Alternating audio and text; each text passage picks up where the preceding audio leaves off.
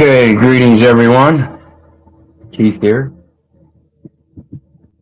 Hoping everybody's having a good day, enjoying life, living life, loving life.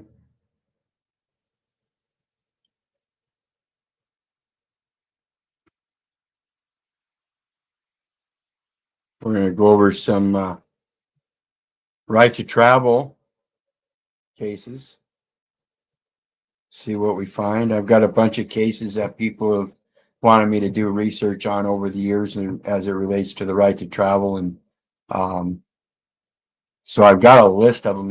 I think it's like almost 75 or something like that. And we're going to go through some of them and see what we find. Because a lot of the cases that people try to put out don't actually say what they're saying. So that's why I say it's important. Don't believe me. Don't believe your neighbor. Don't believe the government. For crying out loud, don't believe the government. Do the research so you know.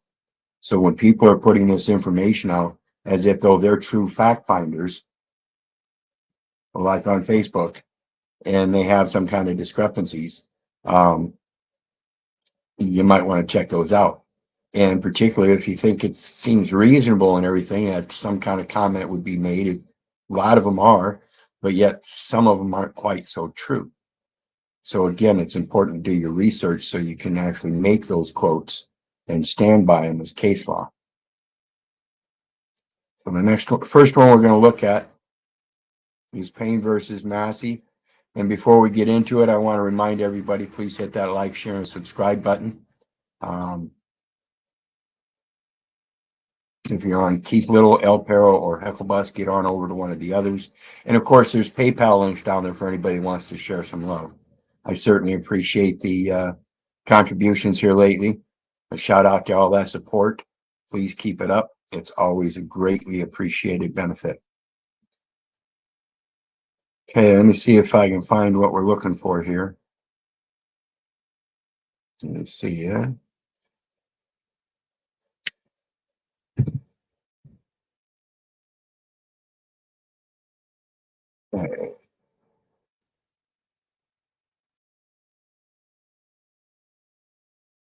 There we go. Blow this up so everybody can read it real good.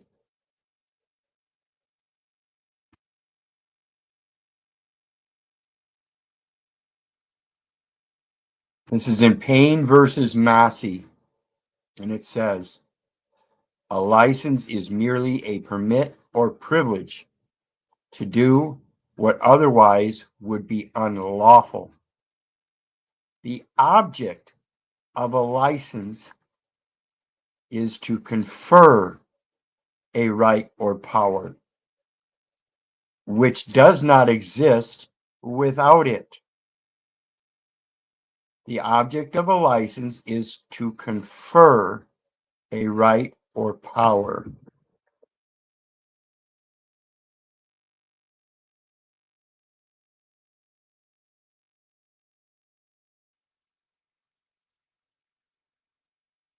Confer as a verb says examine by comparison.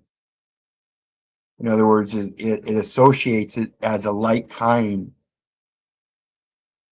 1540s intransitive, consult together on some special subject. 1560s, bestow as a gift or permanent possession. One of the maxims of equity is that equity does not complete an imperfect gift. This is why I say the nationality of a United States citizen is a conference of nationality. It's a bestowing of a nationality. It's a gift of a nationality. And in that, it's an imperfect gift because it tries to enforce that conference as if though you truly are a citizen of the United States or a United States citizen, when in fact, like I've stated, and it comes directly from the American Bar Association, there is no birth registry in the United States. Old French confer, 14th century, to give, to converse, to compare. to bring together, figuratively, to compare, consult, deliberate, talk over. From assimilated form of calm, together, see con, plus fear, to bear, carry. From Proto-Indo-European root, bear, to carry, also to bear children. See, like I said, you cannot be born in the United States if there is no birth registry showing material fact that was where you were born. And in fact, the states hold those birth registries showing where you are born. And not one of them will say that you were born in the United States because there is no such registry. The sense of taking counsel led to conference. The oldest English meaning, that of compare, is largely obsolete, but the abbreviation CF still is used in this sense. Related, conferred, and conferring, also from 1530s. So the taking counsel is again related to the oath in Hebrews 6, verse 17, that seals the promise, the first promise and the first oath.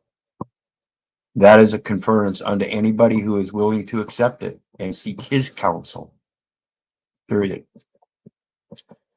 Let's take a look at another one. It says City of Chicago versus Collins.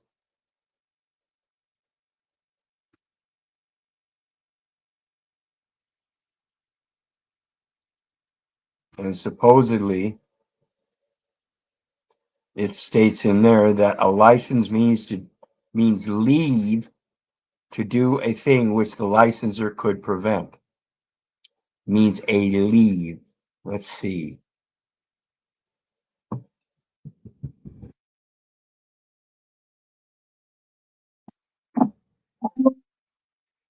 That is not stated in here. As I look up means a leave, does not find it in here. So let's look up license and see what it says on license.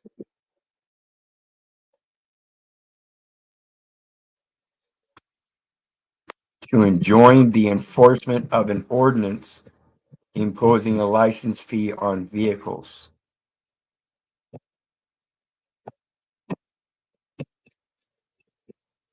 It was objected that there was an adequate remedy at law by paying the fee and suing to recover it.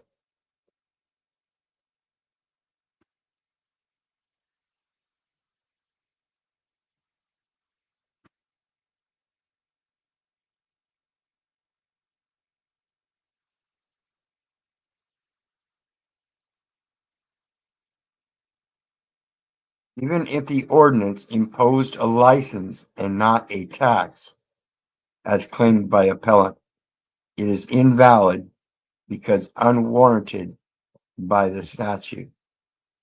Unwarranted meaning it wasn't called for by the statute because he was operating outside of a license to perform commercially. Long delay will ensue, and the cost to the person so paying such illegal tax or license fee will be greater than the amount to be recovered. Under any circumstance, if the license exacted is illegal, it would amount to oppression and injustice to a large part of the population of the city of Chicago.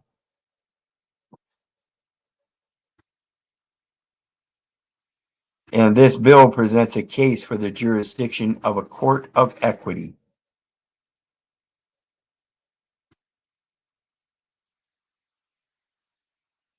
This court requires the jurisdiction of equity.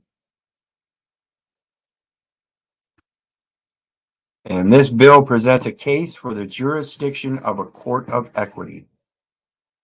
Anything to do with a license has to do with a court of equity because of the prior statement of paying a fee and then filing a suit to recover it.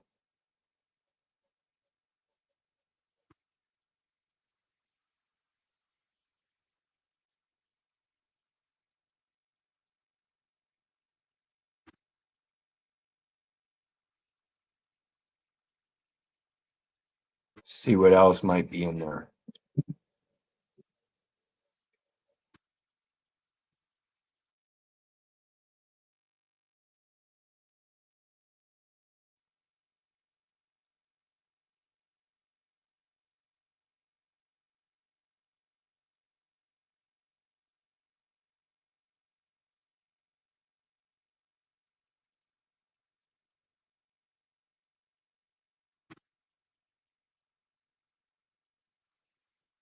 The power to license as a means of regulation was clearly conferred.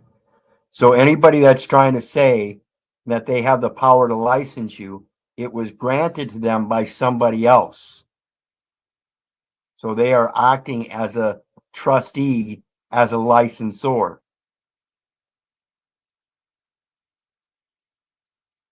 You understand that? That's what they're doing. It's always trust law.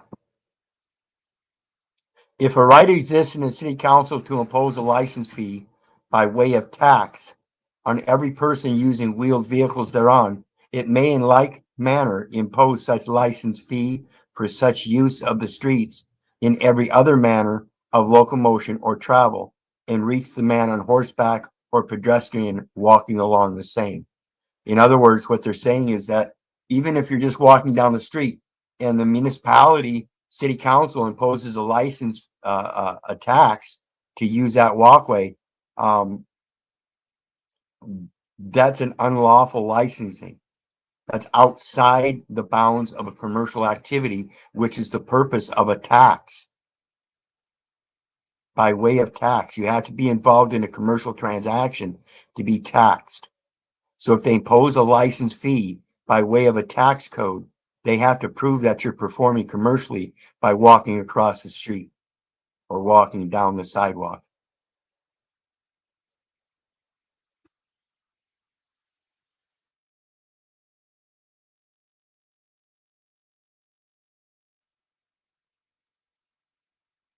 There we go.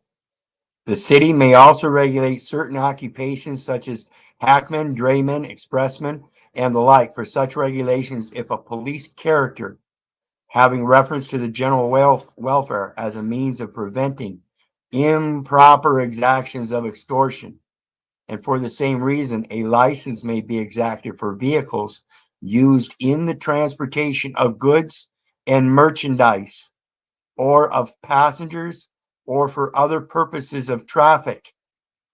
Traffic and transportation are the same thing as commerce. Commerce means traffic, transportation, and trade. But such license is an occupation license, a commercial license, and not one for the use of the streets. The license in the latter named case is designed to operate upon those who would hold themselves as common carriers, and a license may be exacted from such as a proper exercise of police power. And again, police power is martial law. Martial law chiefly affects the police and the collection of public revenue and taxes. But no reason exists why it should be applied to the owners of private vehicles used for their individual use exclusively. That's that exclusive jurisdiction I spoke of before. In their own business or for their own pleasure as a means of locomotion, moving your property from point A to point B, from place to place. That's Farwell versus City of Chicago, Joyce versus City of East St. Louis, Illinois, City of Collinsville versus Cole, City of St. Louis versus Groan, Livingston versus City of Paducah, and City of Covington versus Wood. Well established. Well established. So let's take a look at another one. It says in Wingfield versus Fielder.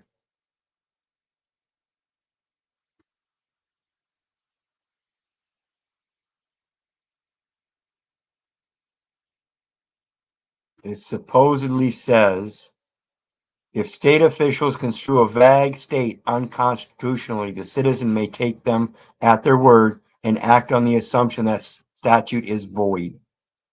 So let's look up the word void.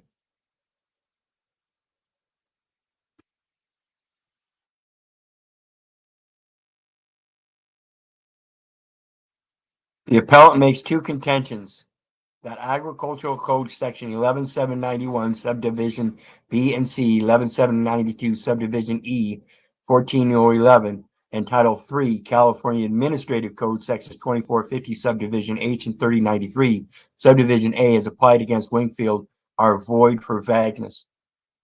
Now, I can only imagine that the reason that it would be void for vagueness on a traffic citation is because traffic citations are according to a very different set of state statutes as opposed to agricultural code. Agricultural code applies exemptions for agricultural use of the roads.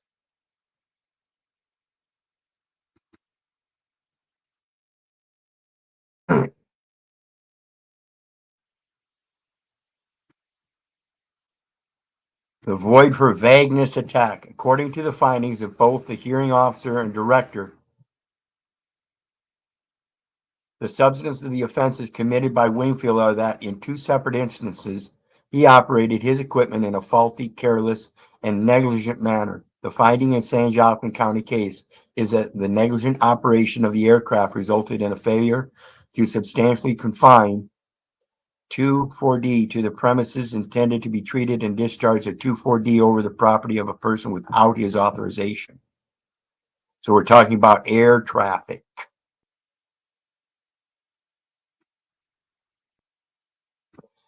Again, agricultural use. So it applies to the agricultural code, not air traffic or anything like that. So you have to use the agricultural code for the equitable remedies and relief. The language of the code sections which Wingfield contends are void as being too vague are the phrases faulty, careless, and negligent manner. Circumstances where injury is likely to result to plants through drift and reasonable precautions to confine the material applied substantially to an area intended. Wingfield contends that the phrases are nowhere defined in the sections themselves or in other parts of the statutory material. This is why I say it's so important to do your research and find the definitions, because when you find out the definitions, you're also looking for things that aren't there, and you find those things that aren't there. That's why I'm doing this. We're looking for things that they say are there and they're not.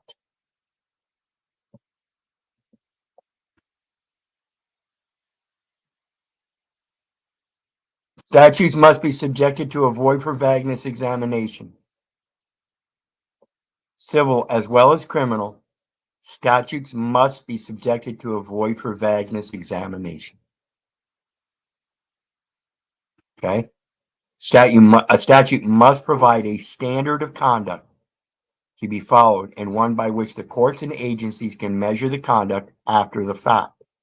This is where I'm telling you, you have to have an oath of office in order to be licensed to perform the functions of the public office. This is known as trade or business under the tax code. So anything implemented for tax purposes is a commercial exaction of a license, but you first must have an oath of office.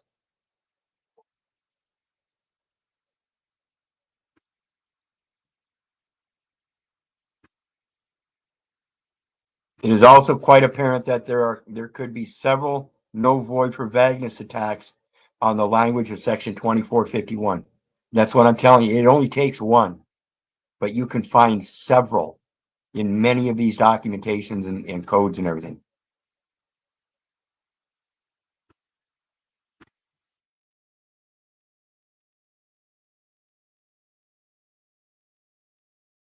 Okay, let's look at the next one.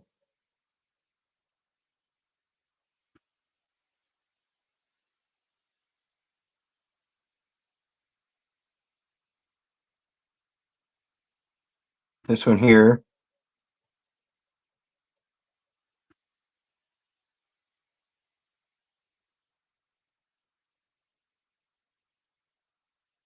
This one here is Shuttlesworth versus Birmingham, and I'm sure many of you have heard of this one. It's one of the more popular ones. And it says here that it supposedly says, with regard particularly to the U.S. Constitution, it is elementary that a right secured or protected by that document cannot be overthrown or impaired by any state police authority. So let's look for state police authority. Or let's do overthrown. Nope, not there. Let's do state police authority.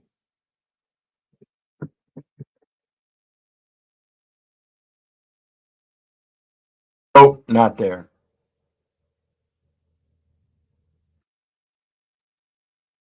Okay, let's look at Donnelly versus Sewer Pipe Company.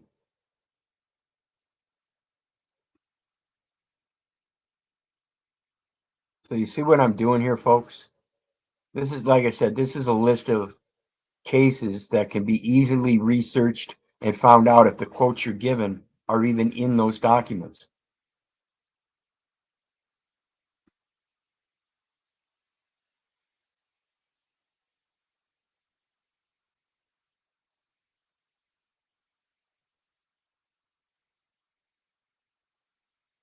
Okay, in this one here, it's a misspelling. It's actually Connolly. And what we're going to do is we've got a U.S. Library of Congress on this one. So this one's probably pretty accurate, but it might take a bit to find it because the find section may not work here. Some of these documents it won't find. So let's do overthrown. Nope, not there.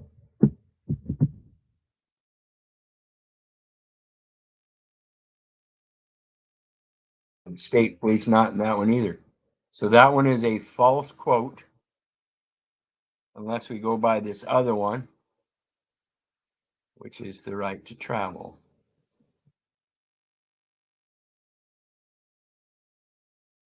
And nope, doesn't mention anything on right to travel. So let's look at the next one.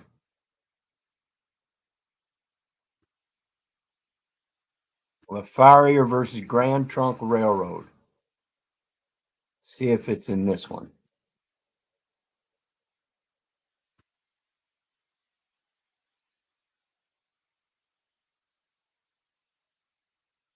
What do we got here? See, we don't have, there's Grand Trunk Railroad, but not LaFarrier.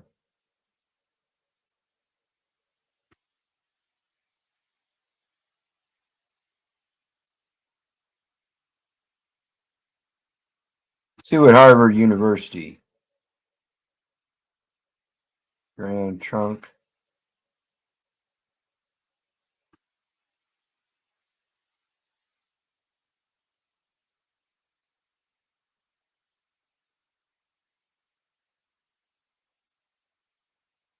Huh. Well, we're not going to dig too deep on that one then. Let's do Paul versus Virginia. The right to travel freely from state to state.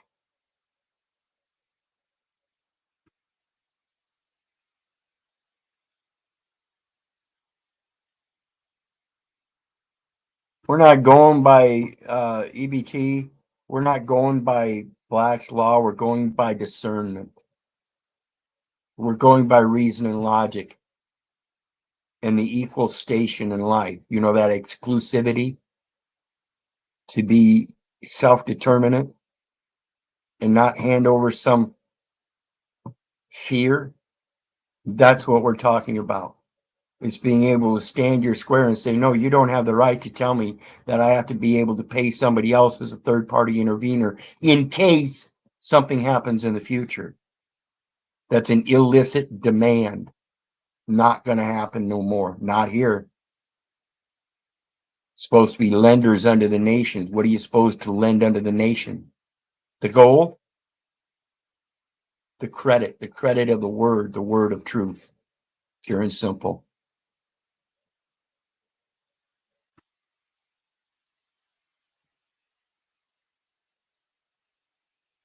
And under Paul versus Virginia, we talk about the right to travel freely. So let's look that up. And feel free to come up, EBT.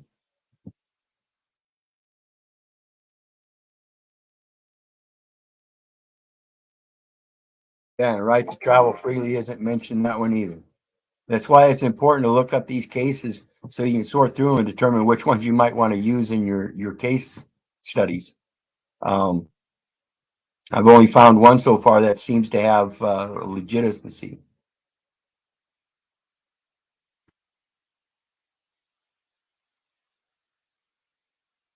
Let's look at this one. This is an interesting one. Because, see, your right to travel is dependent not upon the vehicle or the horse or anything like, but your motivation to get up off your ass and move any direction you want, despite any conveniences. So let's look at William versus Fears coincidentally and see if it says our nation has thrived on the principle that outside areas of plainly harmful conduct, every American is left to shape his own life as he thinks best, do what he pleases, go where he pleases. So let's put that in, where he pleases.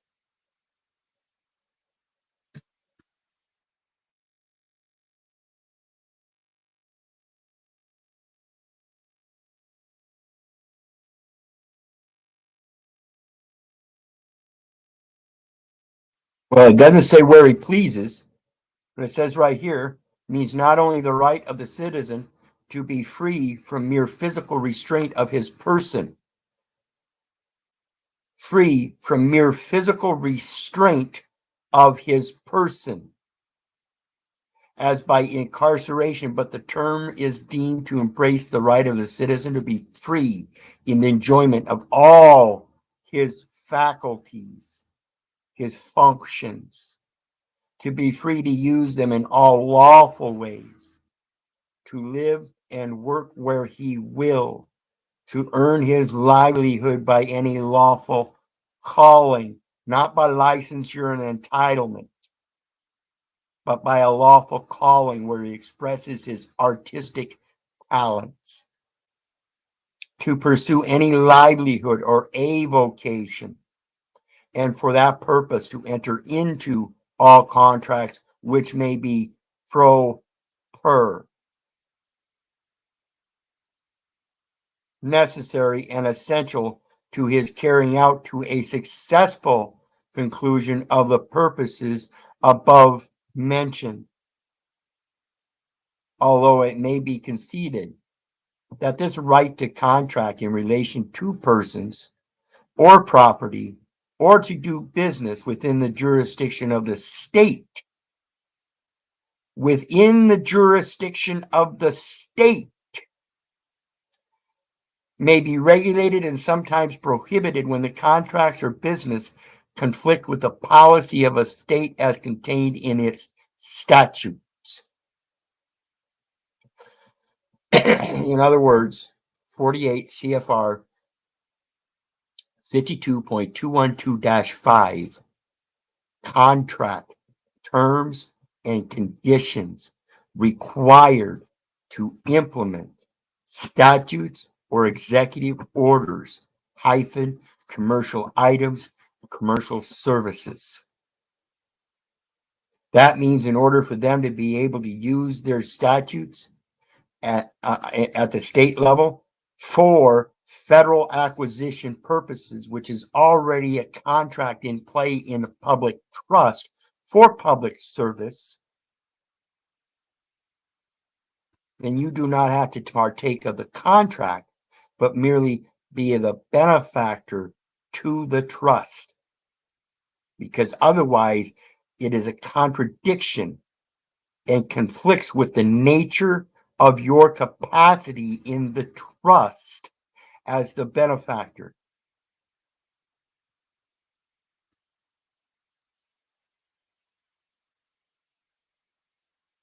No, he is not free to induce loss, injury, or harm against his fellow man for his own negligence. Correct.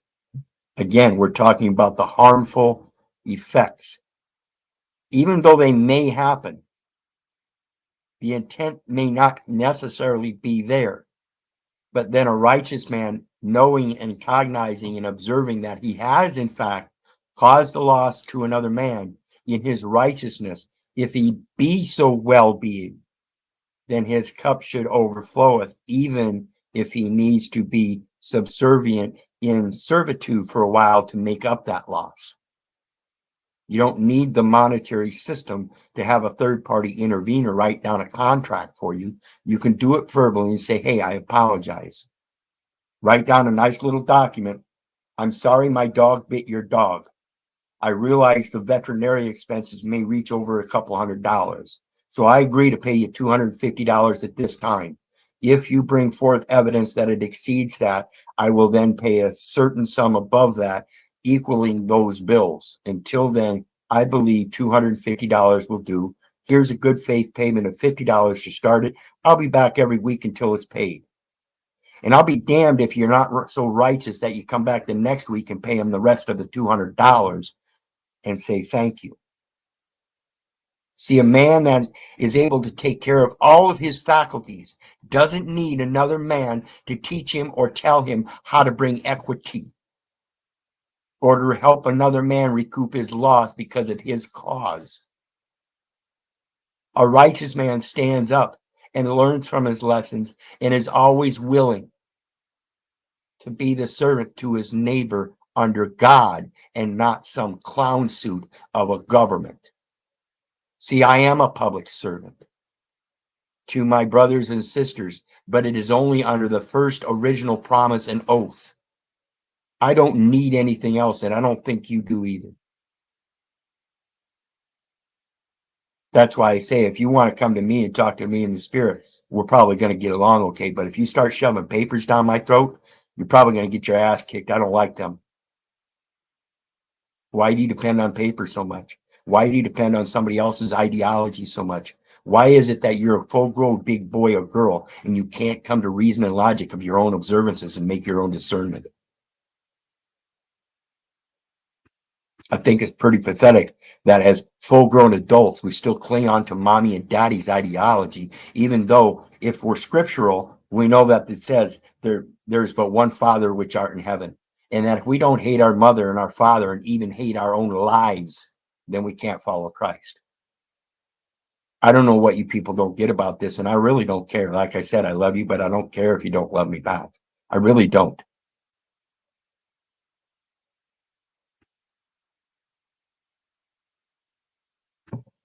Come on up, enslaved by truth. Come on up, man.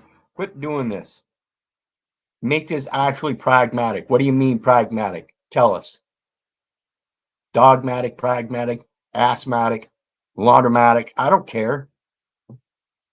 All ideologies. Why can't we make the discernments for ourselves? See, it's like this the child support. You know, I have this hard time understanding why everybody believes you have to go through a state agency to support your child.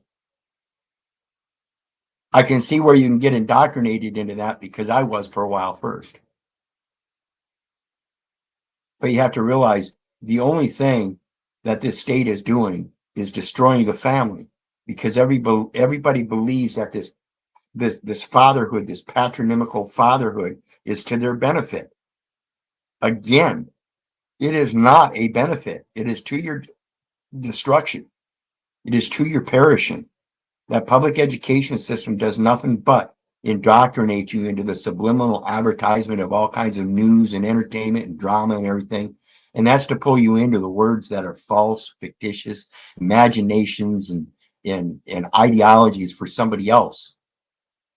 I've said it many times. I get tired of people sitting on their couch, munching down on the poisoned foods, or processed foods and the poisoned drinks, watching somebody else's dramatic life, mysterious life, comedic life, um, adventurous life, whatever it is, they're watching somebody else's life because theirs is so special. And then all of a sudden they hear the sirens and see their lights. So they poke their head out and they see somebody getting arrested a couple blocks down the street. What do? They go right back to their seat. The next night, same thing. They poke their head out down the other end of the street. They've got somebody else in cuffs. The next night they're across the street. The next night they're at the next door neighbors. When do you think they're coming after you? You're the one giving them all the data elements, showing them how to track you down exclusively. They don't need anybody else, just the one they're looking for. And they will barge in your home and destroy your entire family looking for the one. Generally the head of the household. Sickening, grotesque. And we call these communities when everybody's out for themselves. How can that be a community? I find that disturbing.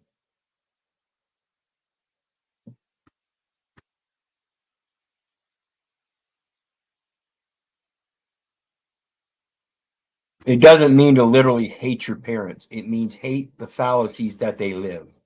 So like my mom and dad looking at me when I was 50 years old and telling me the police are my authority. I don't necessarily hate my mom and dad. I hate the things that they say and do that placate that I have some other authority than him. That's for some reason I can't seek his counsel in his first promise and oath. That somehow I have to take a denigrated oath from somebody else that's going to give me a promise on a piece of paper. That's what I hate. Again, it's not the people I hate. I love you. I love you all. I hate the shit that we do and say to each other. And notice I said we. I don't exclude myself. I've been the fucking fool all my life. I've been the bitch ass slave. I've been the ignorant, combatant, belligerent. I still have a little bit of that in me, in case you hadn't noticed. Been screaming, you ain't my daddy all my life. Now I know why. Ain't none of it settled in my heart deep enough to destroy me. Ain't none of it settled in me enough to cloud my imagination of the true spirit of what I'm meant to be. I've been doggedly tired of people trying to put me down all my life, saying I'm not competent. I'm not good enough for this or good enough that. Yet everything I do all by myself, I excel.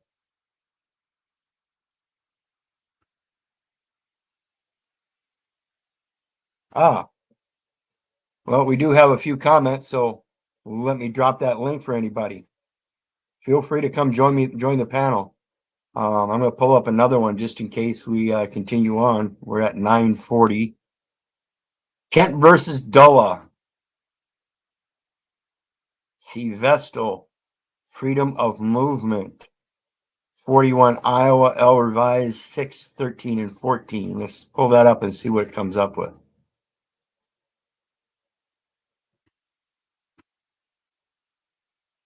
This is constitutional law reporter.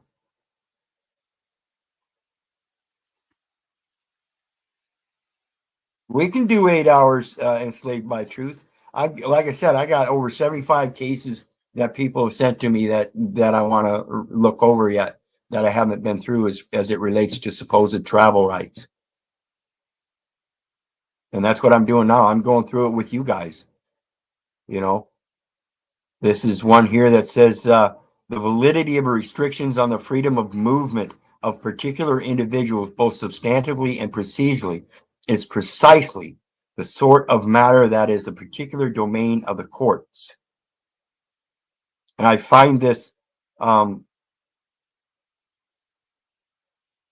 again, quite ambiguous because it says it's the peculiar domain of the courts, peculiar meaning specific or private. The validity, which is none of their business. This is about self-validation, people.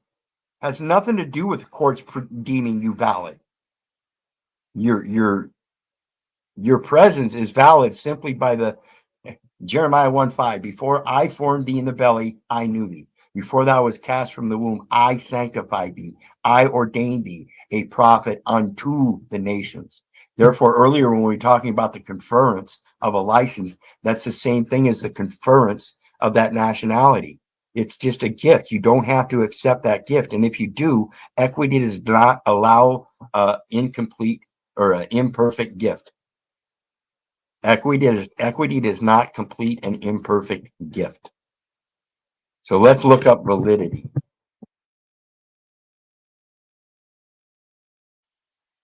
This one here, it says, after prescribed proclamation by the president, it is unlawful for any citizen of the United States to depart from or enter or attempt to depart from or enter the United States unless he bears a valid passport. Again, show me where this United States is. There is no physical boundary for the United States. It is merely 18 U.S.C. 7, special maritime territorial jurisdiction of the United States. It's the Admiralty maritime jurisdiction of their commercial contracts under martial law, chiefly affecting the police and the collection of public revenue and taxes. The Act of May 22nd, 1980, 40 stat or 1918, 40 stat 559 made it unlawful while a presidential proclamation was in force for a citizen to leave or enter the United States unless he bears a valid passport. Again, I can't discern the validity of that passport if there is no fucking physical place where you can enter or leave. You know what I'm saying?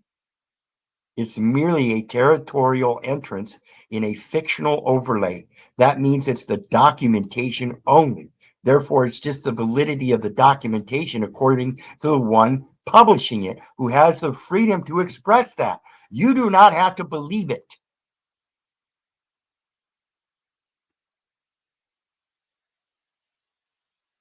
And I don't care how many people say it's valid. I don't care if 99 out of 100 say it's valid. If I'm the one there saying it's not, I know it's not, because I have a Father which art in heaven that says, the Lord shall preserve thy going out and thy coming in from this time forth and even forevermore. Who the fuck are you and who the fuck are you to say I have to have one of your pieces of paper pushing forth hearsay of a legal name that I have no knowledge of as it relates to myself? That is a legal name constructed of a translation from the given name and the family name by the Social Security Administration. Nothing more and nothing less. The Secretary of State is authorized in his discretion to refuse to issue a passport, to restrict a passport for use only in certain countries, to restrict it against use in certain countries, to withdraw or cancel a passport already issued, and withdraw a passport for the purpose of restricting its validity or use in certain countries.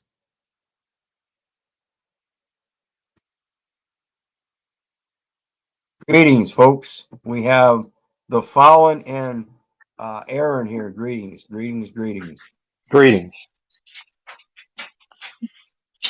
What do you think, guys? Hey, I have a thought about what you were just talking about.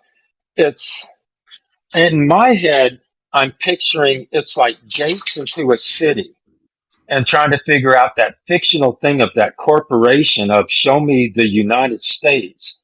It being a corporation to then it being not a territory, but the territory is not the maritime law.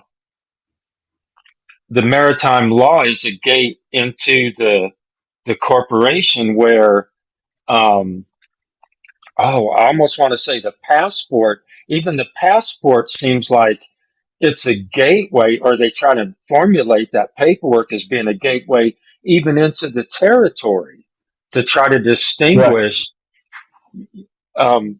whether the territory even has jurisdiction over the person, because we came from the territory. I mean, if we all came from the ground, we've actually came from that territory to what gives us that jurisdiction or that passageway through the territory that we came from. I, Correct, and that's the term of territorial as it relates to the terrestrial Tory, the terrestrial servant, the one that pays homage to the land because that's where he came from. Okay, that's the physical being. The spiritual being, however, pays homage to the spiritual realm. That's that merit system. It gives spiritual credence to everything. And this is what Harry Nutt is talking about. An imperfect gift is an unperfected security brought into equity. And absolutely true. What we have is a security system that's running paper documents, and you can collect them up and declassify them and bring them into perfection because they're in error. So it's a matter of correcting the record and adjusting the accounting so it balances to zero. Anything that's a remainder, which is what you put into that system throughout your life, comes back. It's biblical. It says anything you put out comes back. So when you learn how to put the spiritual credence into it and perfect that gift, it comes back. That's So all it how do is. you, right? But so how in that statement or in that ideology or that thought, if somebody's putting papers at you, I mean, it seems like you can't invest in that paperwork because that's not, it's invalid. Correct. It's an Correct. invalid. It's not invalid. The paperwork is valid. What isn't valid is how you adopt it and use it. If you take that piece of paper and you give them information in the terms that they're looking for, first name, last name, you've already lost. What you have to do is learn how to contract, and that means you can line item veto and overwrite your terms in that contract. In so doing, the terms that you put in there, you can give the supplemental information that you're not the contract officer, you're the benefactor. So if somebody slid a piece of paper to me, I could just put void and put an X and just as in my disagreement or bringing that paper into agreement with myself, whether they agree with it or not, it's now in agreement with me and what I say that it means. But Because 99% of the people want to say it means this, but I say no, it means but void.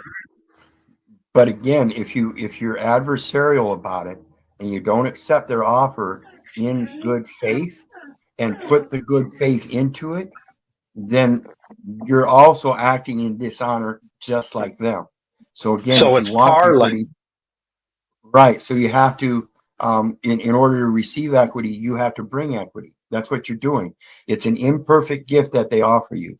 So you perfect it by giving it the spiritual credits. You make it meritorious by correcting it and helping them comprehend that you are the benefactor, not an officer in the contract. That's why I say it's important to understand what they're giving you. It is, I agree, an imperfect gift. It's a certain deceptive form.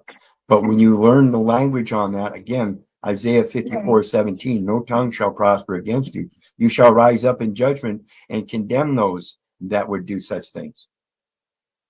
That means you have to learn those tongues and learn how to line out a veto and overwrite them or stand there and speak them. But again, you have to be able to stand on it and know exactly what you're talking about. Without that, So, you're going to so fail. the whole, okay, so the whole point isn't to void it. It's that if you void, you must overwrite. Is that what you're Right, saying? I right. can So if you're void going it, to but void I out, have to. so if you're going to void out first name and last name, then you have to override it with given name, family. You can't leave doubt as to why you crossed them out and voided last or first name and last name. You then have to give that meritorious credit, which is the given name with the family name. Okay.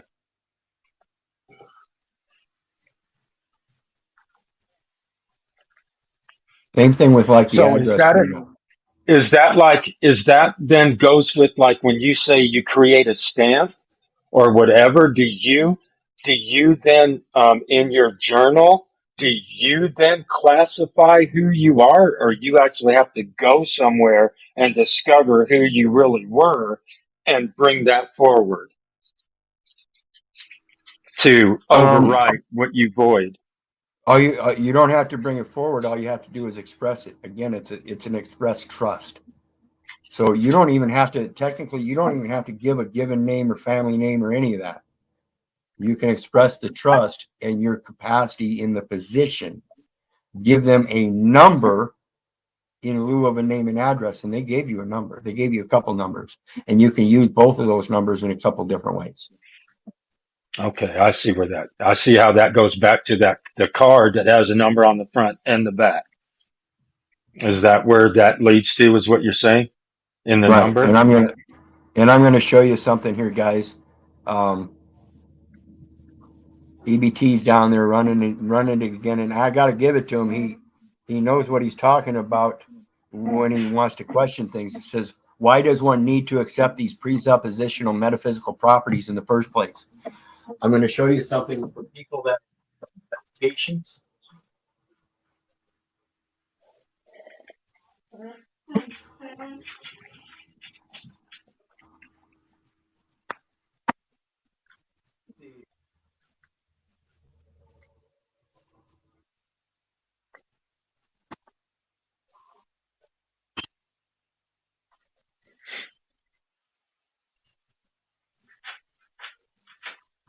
Okay, when you get your medicines, folks,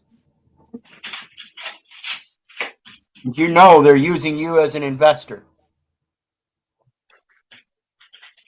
and they're converting your social security number Cuss it.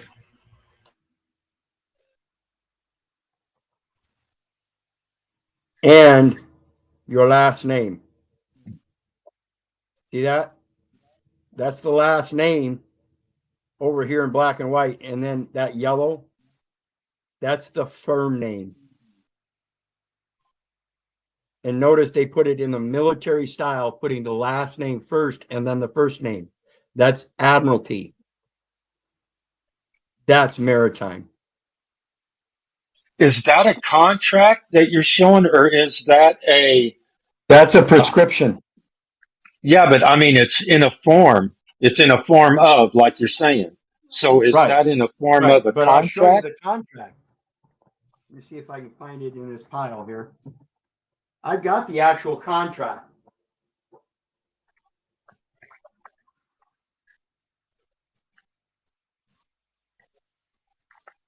Would that be considered a bill of lading also? Could it be? Because it has the yellow with the LI. It's a sales agreement. Well, I don't have time to look through this whole pile right now, but I got a Okay. sales agreement from the emergency room last summer when I went in with the shoulder pain and found out I had cancer. And when I walked into the emergency room, the document I signed says right on the top of it, sales agreement. In that sales agreement, it says, and this is one of the terms in the contract, and you can initiate this in any contract, and it's presumed. It's called equal consideration in this monetary system where they're expecting you to give them money when the actual payment method is credit. So this sales agreement says customer agrees to make payment for equipment so long as it's understood that credit is given to the customer's account. So if the customer uses his MasterCard to pay this bill, it gets paid, and upon that agreement, that credit comes back to me as the customer. That's right in their sales agreement. Start reading this shit.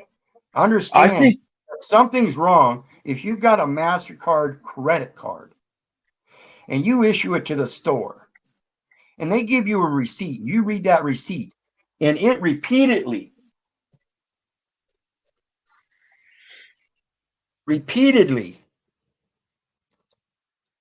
on that thing says US debit.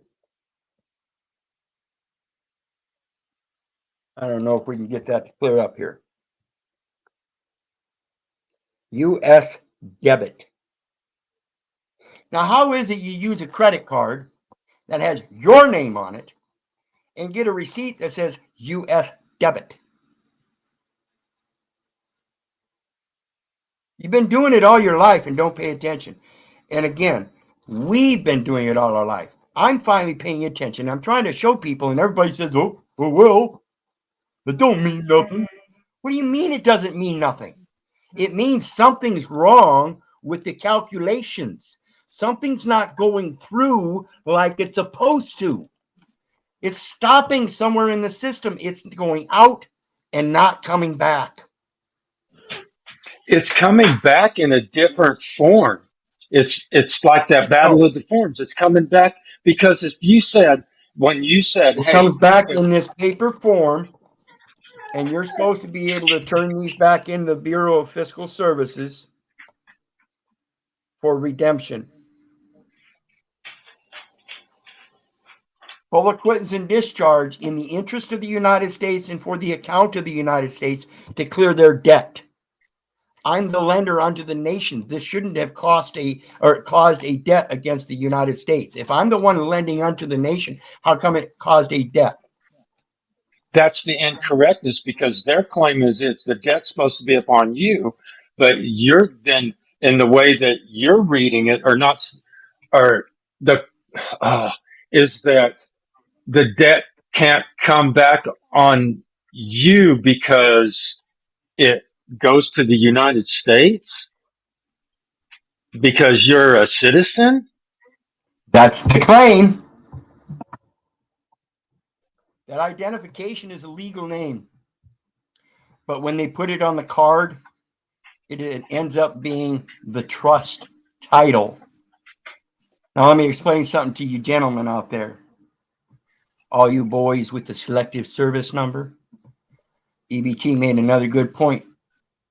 That gold fringe flag is the Admiralty flag. The maritime flag doesn't have that gold fringe. So when you walk into that court under Admiralty, you use that selective service number because see, you're the marshal, the militia that gives authority to the entire system. Ask the president. That's your power in the selective service. So everybody has a selective service number. All the males do. So When you what sign was up, that? when you sign that SS5, you're supposed to go shortly thereafter and get that register for selective service. Right. That's according to what they say and what they indoctrinated everybody. But again, I explained that as in the selective service videos. I just redid one where I reviewed the original. Selective service is a voluntary thing for male students of 14 years in age and above because they take upon the higher education, which is voluntary. So you're allowed to quit school at the age of 14. So the male students that continue on in high school to get that higher education, and they're supported through the medical system by mom and dad taking the medical Title 4D. Yeah. See, now they're required to sign up for selective service. But what they do is they, instead of correcting the record and taking upon their birthright and the legacy, they go ahead and sign that SS5 as if though they owe a debt to the United States. So Again, show me this debt. is the answer to this question? I can't really read it right. The one that's on the screen, is that because it's journal? It has to be journaled, is why we have to accept those metaphysical properties. Because why should we have to anyway? That's like me saying put void in an X and claim none of that even is considered to me. I don't consider any of it. So is it because it Correct. has to be a record, a correct record, or journal? Correct Yeah. journal is why. Well, yeah, and that's what they're doing is they're converting that journal to that general journal to a general ledger. And if you don't understand that, you're going to end up being contracted into it instead of being the benefactor to it. Everything they do is legitimate. All you have to do is put yourself in a legitimate place. Otherwise, they're going to disposition you by calling you a name. I'm not that name. I'm a verb. I'm a Right. So benefactor. is legitimate different than legal? When you said everything they're doing is legitimate, does that mean it's not It, legal it or it's no, legal? it is legal. It is legal, and there's a process. And again, like I said, it's a trust. They're operating as public servants in that trust. You are not a public servant. You are the benefactor. You're the one giving the data elements to that statistical record. If you understand it as a statistical record, you learn how to give the right data elements for those statistical purposes and keep the private elements out. A number in lieu of the name and address. So is that so you can properly stand on that or stand under it? That No, legend. it's a comprehension. Again, it's you got to learn all new language. You've been indoctrinated into believing that we need to understand things. No, I don't care how you look at that term. Um, it's always going to mean the same thing. Okay, so I was wondering, like my thinking of trying to get it in my head was either it was a roof to protect me or it was a foundation to stand upon. But it's a comprehension that gives you both. Whatever you need it to be, it will be You because of the comprehension that you have for it. Well, yeah, if you comprehend that you're not the public officer and you learn how to disassociate from those public commercial terms and void them and overwrite with the correct terms that you are as a benefactor, then that's how it works. Again, you can't just walk in and say, well, this is void. You have to know what to put in place of it so it keeps the document or the journal, whatever you want to call it, as accurate as can be. Nobody's perfect, but as long as you're the one perfecting it, and the closer it gets to, you're the only one that can do that. They're going to change everything for their use, for their benefit, and as much as they can benefit, they'll take out of it. When you learn how to let them remain in that beneficiary place as public trustees and get paid for it, but leave you out of the one that's paying because you're just the benefactor, that trust circulates by itself. It will remain circulating by itself. And when it comes to the heraldry and vexillology is a strange rabbit hole, but I've never found anything definitive about the fringe or the eagle actually meaning anything tangible. But I'm willing to be corrected. You're correct. There is nothing that it really means unless you ask the person that designed it. See, when you make your heraldry, when you design your what's called a heraldry, it's a coat of arms and it's an expression of yourself and your talents. So you don't have to make a shield. You can make just a square flag type thing and put on it four different sections and put a pen with a hand as if though you're a literary artist. You can put a palette with a bunch of colors so you can show that you're a visual artist. You can put a horse on it, showing that you're a competent horse rider. Various other things. It's just a description of one's talents that created the herald, and then you can put your family crest on it, showing that that's the lineage of your heraldry. That's where you got your knowledge. That's who helped you teach your talents. So a lot of times, a family heraldry will show various different coats of arms with some of the similar symbols, but they will oftentimes change intermixingly according to the one that designed it for himself. It's literally the logos, the expression. That's all it is.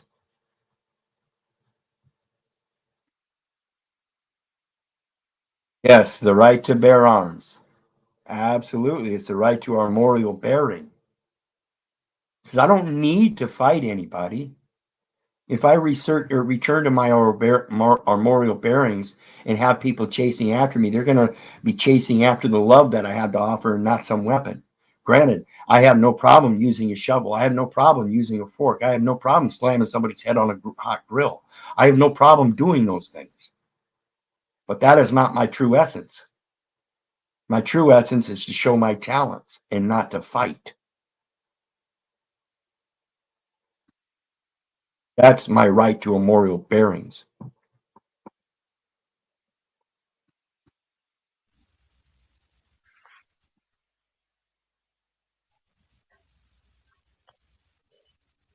Army Regulation 260-10 states that the gold fringe may be used only on regimental colors, the president's flag, for military courts martial, and for the flags used at military recruiting centers. That's why you see the flag outside of a courthouse doesn't have a yellow fringe, but inside it does. It's a different territory. It's a different jurisdiction. You're in public view. When you go into that courtroom, you're still in public view, or into the courthouse, you're still in public view. But when you go into that courtroom, that's a private place. That's why it has doors on it, and they're allowed to let people in and out according to their liking. See, that's a place where they conduct business. And if you're not really a party to it, they can get rid of you. That's what these commercial courts are.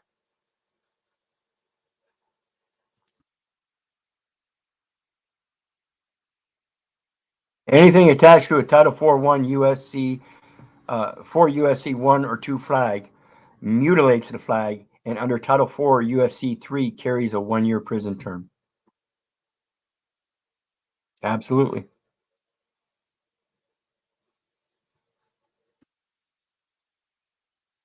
Yeah, and I agree. I agree again there. The Title 4 USC thing is a common response, and I'm past it too, because again, when we look at the law of the flag, the true flag is supposedly for those of peace and institutions of education and stuff. It is the black and white sign.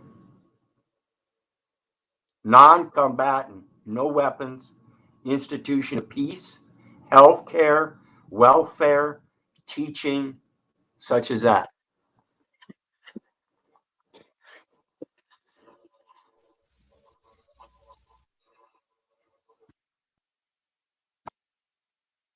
Yes, it shows those two flags show that there's a separation of jurisdictions and you just change from one jurisdiction to another.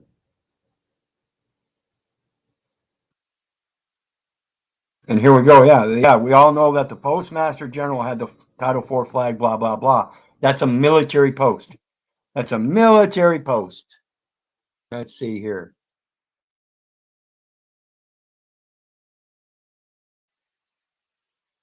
Show you.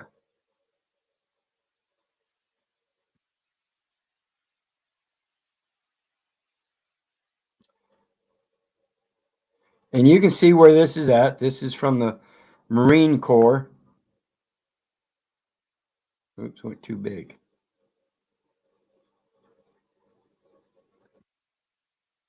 From headquarters in Marine Corps, MFP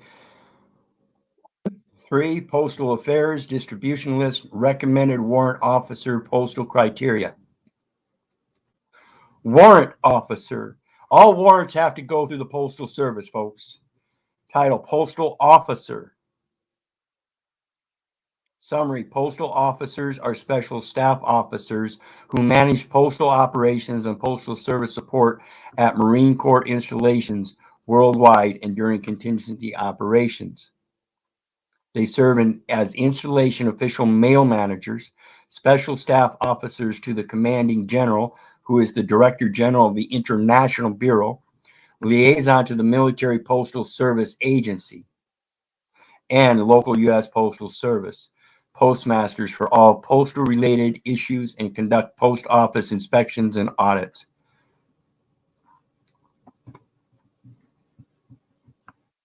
It's a military post, whereas that black and white sign shows a diplomatic post, peaceful commission in delegating or ministering the word of God. That's all we're doing. One post shall run post. One post shall run to meet another post, messenger to messenger, shewing unto the king of Babylon that the city has fallen at the other end. That's all we're doing. And you don't need paperwork to do it. You need the word of God in your heart. Yeah, and I don't pledge allegiance to any sky cloth either. I use it as a symbol for them to recognize their own laws. That's it. I don't need anything else. It starts at the very basic foundation. I carry no weapons. We're an institution, a temple of the Word of God, freely educating, because our people are destroyed for lack of knowledge. So we're rebuilding the kingdom of heaven as we see it here on earth by the knowledge. That's it. We're not here to fight with anybody. We're not here to slam anybody's head on a grill. We're not here to stab anybody. You know, things like that have happened because we didn't understand ourselves before. Now I'm doing much better. Granted, I still have a little bit of an attitude and yell, but I'll be damned if I'm going to let anybody tread on the reality of what I'm supposed to be in God's eyes. I don't. That's why I say I don't. I love you, but I don't give a fuck whether you love me back. Because the one that really counts is God in my eyes. If you want to play that God thing, that's that legacy. What will people say about me when I'm gone? Will they be calling me the same names? Will they be calling me a fraud and a liar then? Or will they see the next 20, 25 years of my life success showing other people how to do the exact same thing and free themselves from the paperwork and the bullshit?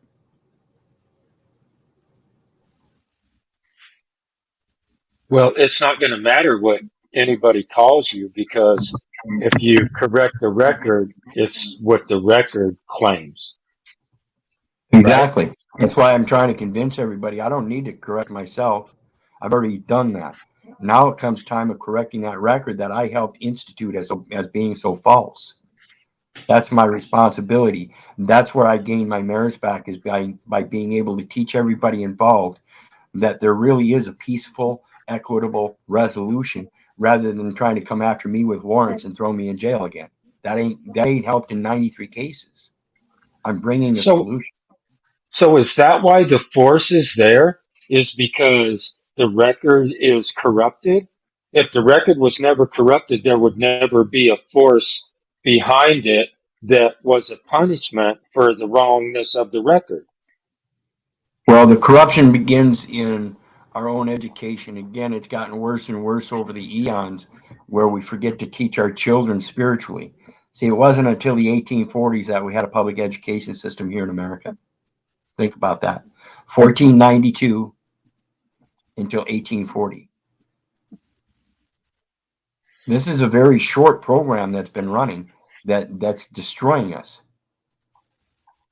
Long before that, people taught their children about the reading, writing, and arithmetic, but they also taught them about law, landscaping, farming, all of it, water shedding, all the things that people naturally did back in the trapping days and stuff. And prior, of course, it was self-sustenance. The community is the only thing that developed a governmental standard, Right, and then that's the based difference. But that's the on difference between territorial and commercial in that correct. aspect of in teaching your children is that territorial that oh, gives you the comprehension to handle what you have to face, where commercial is doing business for other people or in uh, third party capacity. yes, Your territory is dual capacity, one man to another man. You have the unlimited powers of contracting, and it doesn't need to be written down. You can make mental, intellectual agreements with each other, and it doesn't need to be written down. You both have faith that we'll meet again here tomorrow at 5 a.m. in the morning to clean the manure out of the streets and have our wagons ready so we can haul it back to the farm and throw it on the field. We both agree that because we need two people to do that, and it's going to be a help for each other. We're both neighbors. We both need it. Da da da da. We don't need written documentation to do that. We can just go do it. And in fact, that's our public service to the community, cleaning up the manure on the streets. This is and the that's true what nature of recycling. right, and that brings up what you were talking about at the beginning was about the licensing. Is that doesn't require any licensing of any kind at Yeah. all. The only reason that they want licensing is through a taxation because of the insurance. See, what happens is if you go into town and you don't have a license, you clean up the manure on the street, and you're there cleaning up the manure on the street, and somehow Somebody is able to make a claim that you injured them because they slipped on a pile of shit that didn't get cleaned up or something. Some insane bullshit like that. Now somebody's going to say that they have authority over you to fix the claim against the person that you harmed because somehow they agree that you harmed them too. If you hadn't been there, it would have happened. But because you were there and you were cleaning up the mess, they walked around it and slipped in a different pile of shit. That's how insane this world comes to. So if you're sitting there, let's use a different example. Say you're sitting there slinging shit up on the thing, and you've been doing it all fucking day, and all of a sudden your hand slips and the shovel goes flying out of your hand and hits somebody. Now they got medical damage. Now they got to go to the hospital. They had nothing to do with it. They were just passing by close enough that the shovel let loose and hit them in the head. See, now you got to be able to bring equity to that person because you were there. But instead, we've got a third person entity that's intervening officiously, saying we have the authority to take authority over you and make you do this, when you should be able to do that equitably yourself. They don't give you a chance to do that by making a claim first. And we've been indoctrinated into believing that that's viable and valid because we never learned how to be equitable ourselves. We've been indoctrinated by, I almost want to say, a false law. It's a law, a contract law that you weren't like. It's almost like a full disclosure thing that you don't have full disclosure of to even understand that that's a contract law, even though people are saying, well, you're breaking the law, but it's actually a contract law. That Well, if you think about it right, um, the scriptures are contract law. Contract literally means with time. And so the biblical scriptures showing a standpoint of morals before the statutes, codes, rules, and regulations and stuff like that that pose their morals, which are based on scriptures. All they've done was rewrite it, and they're going by the letter of the law, which distracts ambiguously from the spirit of the law. And that's what the indoctrination is. Everybody's been taught to remember the letters and the words and not the intent, and never research the intent, never research the history. Don't do that. Just remember, because over time, the meaning gradually changes. So they want you to remember the meaning they want you to believe for their purposes. When you get back to the origins and find out the spirit of the word is totally different, like merits, this military system uses merits and demerits. Demerits means taking away the spiritual credit. Who the fuck has a right to take away your spiritual credit? No one. right. So if I asked you this question, it's because it just for some reason it just came in my head to ask you. Is like, who gave that black guy the right to write the black's law, whatever that is? What? Yeah, well, when it comes to definitions, and this is one of the first videos I did, I used to be a kid that walked around with dictionaries. Not one, two, but three or four, sometimes five. That's what I had in my backpack. Okay. And when it comes to definitions, a definition, each and every last one of them, is nothing more than another man's opinion. Now, granted, many of these opinions agree considerably in concept, and that's the important thing. That's why you go back to the etymology and find out the opinions in concept, not in effect.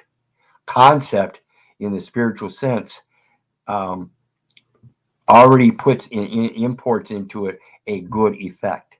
It's only when we start changing the definition and not knowing how it's truly used that we end up with negative effects. This is the thing about addiction versus dedication. See, when man was just a man, was there really a difference between addiction and dedication when it was truly a matter of survival to hunt down that animal? Was he truly addicted because he did it day in and day out? Or was he dedicated because he did it day in and day out? It went to survival, not to dedication nor addiction. This is the true spirit of life. See, the thing about killing is of necessity. You're allowed to do that. It's murder by killing without a necessity is murder. So if you don't have that, your next best thing would be, I think what you were talking about earlier is determination.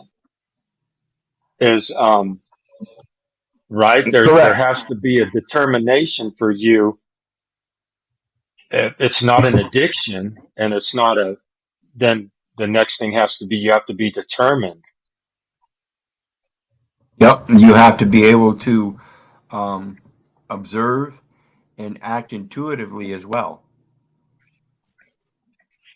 So because it's like that All right. paper that you showed, that medical paper or that prescription that has been set there as a standard, right? Yes. So everything that you do, then you have to go off of that standard and the meaning behind it to know that if your record is false or in the debit side or in the credit side, where you were talking Yep. about that card being debit, and on the paper, the receipt, it reads debit, but then they're going to claim that's a credit, that's the way Right. that you get credits, and that falsifies the record. Yep. And thanks, Aaron, for joining. I appreciate you Oh, always. 2,050 children missing from Maui. Parents get no answers. Why in Christ's name are the parents not taking up arms against the very pigs who blocked thousands from escaping the fires and stole the kids? Absolutely. If I was there, I would be wreaking havoc. How dare you? Blatant.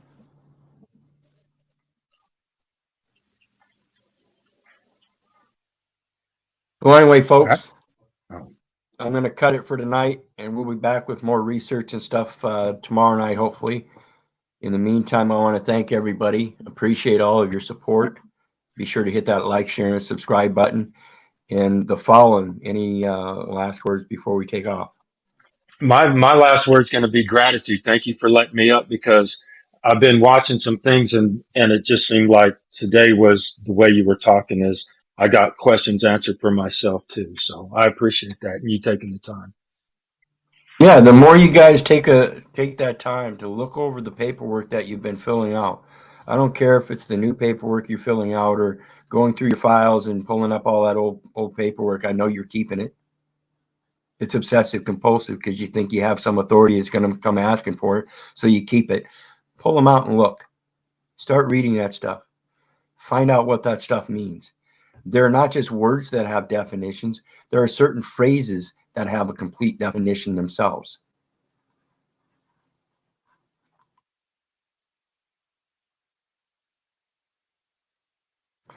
Yeah, public school officials, those are the ones that, I have a great concern about. Many of them, like I said, are indoctrinated, and they're one of the most susceptible to Hitler's willing executioners. They love teaching the children.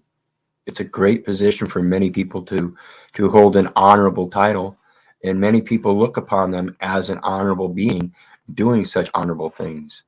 But when you look at the reality of it, it's not anything more than indoctrination into a system, unless they're providing external education through homeschooling where they can learn all of the other things. So it's important to think about this stuff and find new ways, find a better education, find a higher education. You don't need their system for a higher education. My people are destroyed for lack of knowledge, and you can get it anywhere. I was telling somebody earlier, this internet, despite the fact that most people use it for entertainment of one form or another, it is one of the most prolific libraries ever set up in the history of time, and I don't see why people don't use it for such. It's amazing. It's one of the greatest library tools before us, and people want to use it for simple education and their drama and stuff when they could really help themselves. Where'd you get it on the internet? Duh. Duh. You can get information from every library on this internet. They're putting everything in digital format, every last bit of it. And you now have access to it. I don't know why. I don't know why you wouldn't use that. So anyway, I want everybody to realize that yes, we are heavily indoctrinated through the public education system, and I seriously think people need to really start waking up and educate themselves in whatever you need to enhance your life. I don't care if it's a hobby or something else. I really don't. Just get off your ass and quit doing and being the same bum that you've been all your life, placating to this system that you have to do things their way. Learn how to be creative as you were meant to be by God.